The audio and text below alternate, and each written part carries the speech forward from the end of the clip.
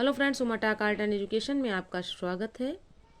आज हम अपने इस वीडियो में देखेंगे ब्राह्मण साम्राज्य, शुंग एवं कर्ण राजवंश। पुष्पमित्र शुंग, जिसने मगध पर शुंग वंश की नींव डाली, ब्राह्मण जाति का था। शुंग शासकों ने अपनी राजधानी विदिशा में स्थापित की। इंडो यूनानी शासक मिनांडर को पुष्पमित्र शुंग ने पराजित किया। पुष्पमित्र शुंग ने 2 बार अश्वमेध यज्ञ किया। किसने 2 बार अश्वमेध यज्ञ किया था? पुष्पमित्र शुंग ने। इनके लिए पतंजलि ने अश्वमेध यज्ञ कराए। भरहूत स्तूप का निर्माण पुष्पमित्र शुंग ने करवाया। भरहूत स्तूप जो था उसका निर्माण किसने कराया था? पुष्यमित्र शुंग ने कराया था। शुंग वंश का अंतिम शासक देवभूति था।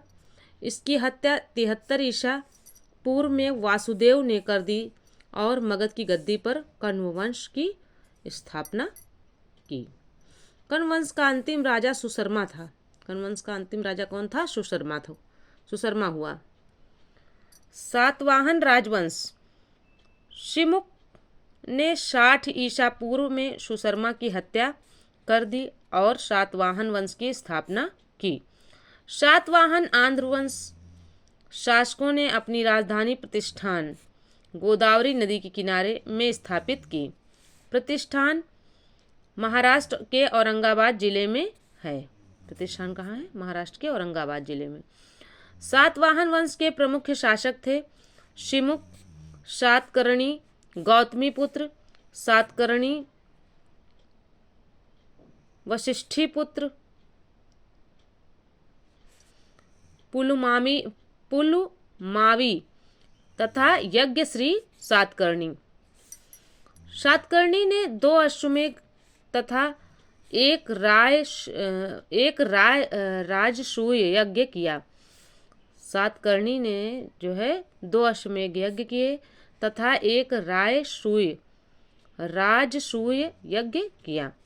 सातवाहन शासकों के समय के प्रसिद्ध साहित्यकार हाल एवं गुणाढ़ थे। हाल ने गाथा सप्तशती तथा गुणाढ़ ने बृहत कथा नामक पुस्तकों की रचना की। ये दोनों पुस्तकें खूब पूछी जाती हैं। गाथा सप्तशती पूछा जाता है किसने लिखी है, तो हाल ने, और गुणाढ़ ने लिखा है बृहत कथा। सातवाहन ने चांदी, तांबे, शीशे, सर्वाधिक पोटीन और कांसे की मुद्राओं का प्रचलन किया। यानी सातवाहन वंश के राजाओं ने क्या किया? चांदी, तांबे और शीशे के सर्वाधिक सिक्के चलाए और पोटीन और कांसे के भी मुद्राओं का प्रचलन किया। सातवाहन अपना सिक्का ढालने में जिस शीशे का इस्तेमाल करते थे उसे रोम से मंगाया जाता था।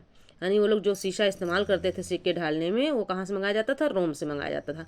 ब्राह्मणों को भूमि अनुदान देने की प्रथा का आरंभ सातवाहन शासकों ने ही सर्वप्रथम किया।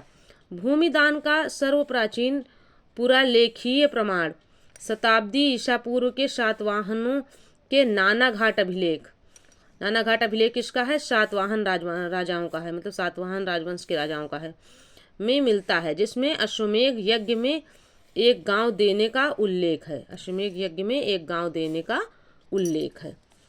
सातवाहनों की राजकीय भाषा प्राकृत तथा लिपि ब्राह्मी थी। सातवाहनों में हमें मात्र सत्तात्मक ढांचे का आभास मिलता है। उनके राजाओं के नाम उनकी माताओं के नाम पर रखने की प्रथा थी, जैसे गौतमी पुत्र, वशिष्ठी पुत्र आदि। लेकिन सातवाहन राजकुल पितृसत्तात्मक था, क्योंकि राज सिंहासन का उत्तराधिकारी पुत्र ही होता था। सातवाहन शासकों ने ग्रामीण क्षेत्रों में प्रशासन का काम गौल्मिक को सौंपा। गौल्मिक क्या होता है? गौल्मिक एक सैनिक टुकड़ी का प्रधान होता था। गौल्मिक क्या होता था? एक सैनिक टुकड़ी का प्रधान होता था, जिसमें 9 रथ, 9 हाथी, 25 घोड़े और 45 पैदल सैनिक होते थे। सातवाहनों की महत्वपूर्ण स्थापत्य कृतियां हैं। कार्ले का चैत्य, सातवाहन की जो स्थापत्य कला है उसमें कार्ले का चैत्य प्रमुख है। अजंता एवं एलोरा की गुफाओं का निर्माण एवं अमरावती कला का विकास। सातकर्णी एवं अन्य सभी सातवाहन शासक दक्षिणापथ के स्वामी कहे जाते थे। आंध्र प्रदेश के गुंटूर जिले में स्थित धरणीकोट नामक स्थान सातवाहन युग में धान्यकटक नाम से विख्यात था। यह अमरावती के निकट था। यह कुछ काल तक सातवाहनों की राजधानी भी रहा। इस नगर की प्रसिद्धि का कारण इसका महत्वपूर्ण व्यापारिक मंडी होना था। यह सातवाहन साम्राज्य के पूर्वी भाग की सबसे बड़ी मंडी थी। यहाँ से उत्तर तथा दक्षिण को अनेक व्यापारिक मार्ग गुजरते थे। महासांधिकों के अधीन यह एक प्रमुख बौद्ध केंद्र के रूप में समृद्ध हुआ, क्योंकि वहाँ के समृद्ध व्यापारियों ने स्तूपों एवं अन्य बौद्ध स्मारकों का निर्माण करवाया। नोटेड पॉइंट में देख लेते हैं। सातवाहन राज्य ने उत्तर और दक्षिण भारत के बीच सेतु का काम किया। चेदी राजवंश कलिंग। अशोक की मृत्यु के उपरांत संभवतः प्रथम शताब्दी ईसा पूर्व में कलिंग में चेदी राजवंश का उदय हुआ। इसकी जानकारी हमें हाथी गुम्फा अभिलेख भुवनेश्वर उड़ीसा से मिलती है। खारवेल इस वंश का एक प्रतापी राजा था। खारवेल जैन धर्म का अनुयायी था। खारवेल किस धर्म का अनुयायी था? जैन धर्म का। और उसने जैन मुनियों के लिए उदयगिरी की पहाड़ी में गुफा का निर्माण कराया था। किसके लिए? जैन मुनियों के लिए। तो फ्रेंड्स, यह वीडियो यहीं तक था। मिलते हैं अगले वीडियो में। तब तक के लिए जय हिंद, जय भारत। वीडियो पसंद आए तो चैनल को सब्सक्राइब करें, वीडियो को लाइक करें, अपने दोस्तों में शेयर करें। ओके फ्रेंड्स, मिलते हैं अगले वीडियो में।